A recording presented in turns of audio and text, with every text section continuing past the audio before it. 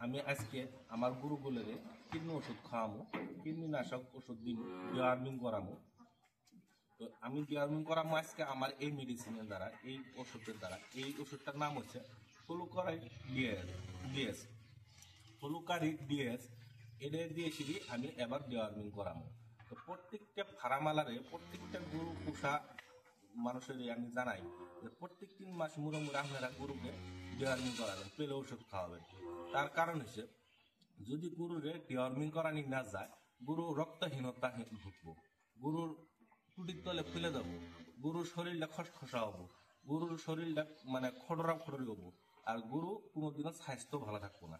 হঠাৎ পাতলা ব্যথানা করবো, হঠাৎ শুকনা হয়ে যাবো, চোখের গুলো ঘাও হবো। এরকম বহুত কটা লক্ষণ আছে। গাখীর প্রোডাকশন কমে যাবো। যদি গর্ভধারণের বেজি দেওয়া হয় না, এবার দামড়া দাঁড়ি হোক, গরু বলে গাভিনী হবো না। এরকম বহুত সমস্যা হয় একমাত্র এই কৃমিনাশক ওষুধ না দেওয়ার কারণে।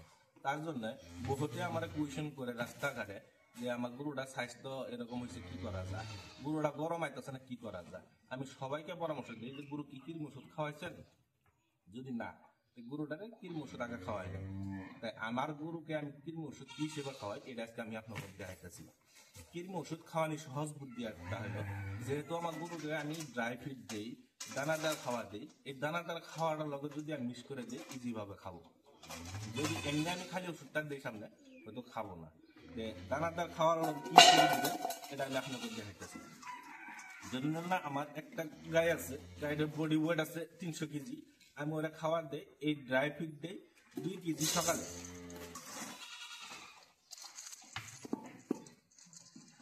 2 কেজি সকালে এই ড্রাই ফিডটা দেই। আর আমি এই সাপোর্টটা দেই পরিমাণ মতো প্রায় 1 কেজি। এইখানে দানা কিভাবে দেই এখন আমি দেখাই।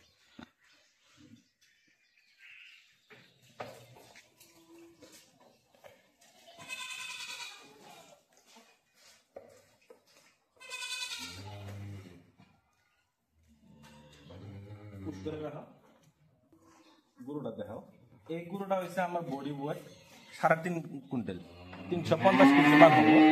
আমি এই গরুটা যেহেতু সকাল খালি পেট, আমি সামনে কিছু খাওয়া দেয় নাই, পুরা ক্ষুধার্ত হয়ে আছে। প্রত্যেকটা গরু হয়ে খাওয়া লাগে।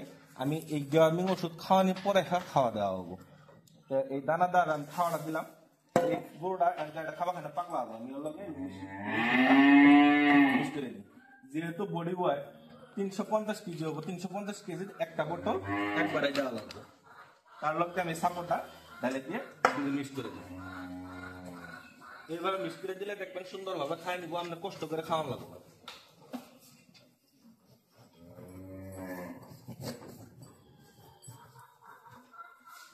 যেহেতু সকাল গরুটা ক্ষুধার্ত আছে, ওখানকার ওর সামনে যা দিবেন তাই খাবো। আর তার সঙ্গে যদি সাপোর্ট দ্বারা মিক্স করে দেন, ও বেশি করে খাবো। আর আপনার মেডিসিনটা অপচয় হবো না, সম্পূর্ণ ক্লিয়ার ভাবে খাবো।